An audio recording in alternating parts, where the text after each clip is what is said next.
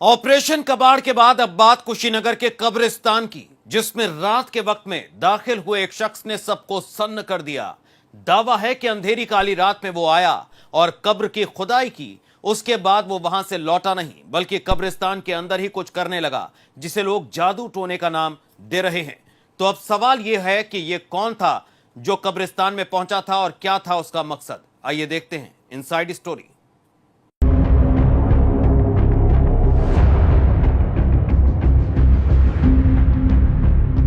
कब्रिस्तान एक ऐसी जगह जहां अकेले जाने से भी ज्यादातर लोगों को डर लगता है। डर लगता है कब्रिस्तान का नाम और उस जगह की बनावट देखकर, क्योंकि हर इंसान को इन तस्वीरों में दिखाई देती है अपने जीवन की आखिरी सच्चाई।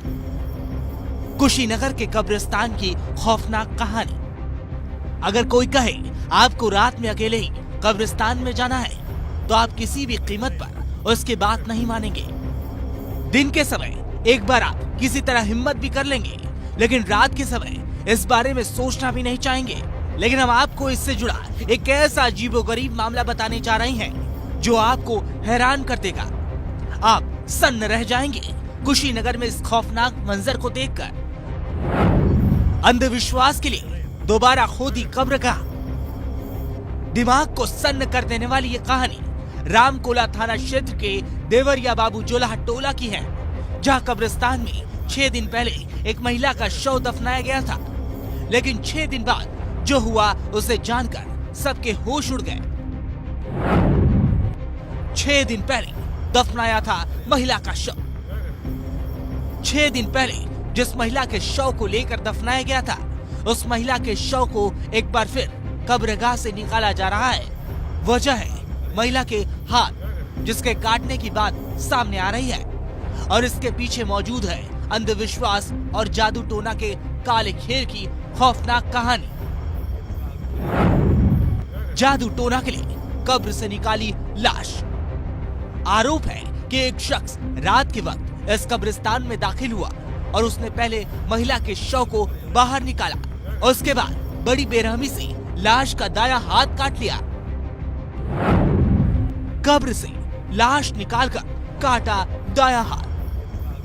दिमाग को सन्न कर देने वाली ये कहानी जैसे ही कब्रिस्तान से बाहर आई, हर शख्स के दिलों में दहशत भर गई। कहा तो ये भी जा रहा है कि हाथ काटने के बाद उस शख्स ने कब्रिस्तान में ही तंत्र साधना की, जिसके बाद पूरे इलाके में सिरहन दौड़ गई। सोमवार को उसको अपने मैके गई थी, डिलीवरी हुआ था। डिलीवरी में 20 दिन के बाद वो मर गई, तो सोमवार को लाकर उसको यहाँ कब्र में मट्टी दिया गया। मट्टी देने के बाद शुक्रवार के रात को तारीख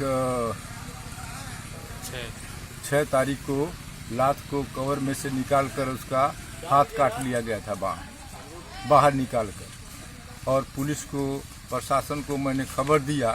प्रशासन आया तो प्रशासन बोला कि ऐसे मट्टी दे दो, आगे मत बढ़ाओ।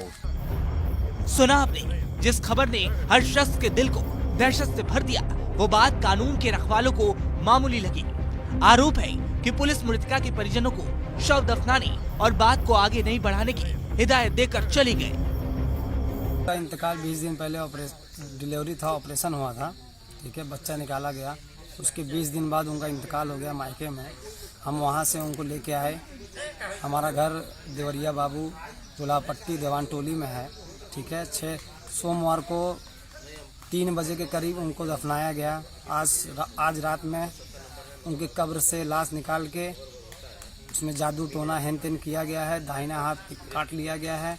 और सुबह जब सब जाने हैं तो हम यहाँ पर आए हैं, देखा गया है, पुलिस बुलाए हैं, मीडिया बुलाए हैं, और उसके बाद सब कुछ करने के बाद हमको दफना दिया है। जादू टोना, यही शब्द इस्तेमाल किए जा रहे हैं इस पूरी कहानी में। जानकारी के मुताबिक जिस महिला की मौत हुई थी, उनका नाम शबरून था और उनकी उम्र 30 साल थी।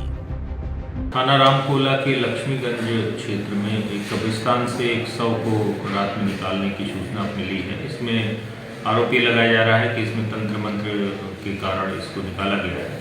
इस संबंध में पुलिस जांच करके आवश्यक कार्रवाई कर रही है। फिलहाल पुलिस भी मामले में जादू टोने के एंगल को तलाशने की कोशिश कर रही है। और अब खोज रही है उस शख्स को जो रात के काले साए में कब्रिस्तान में दाखिल हुआ और महिला की लाश का हाथ काट कर ले गया। अखिलेश, एबीपी गंगा, कुशीनगर।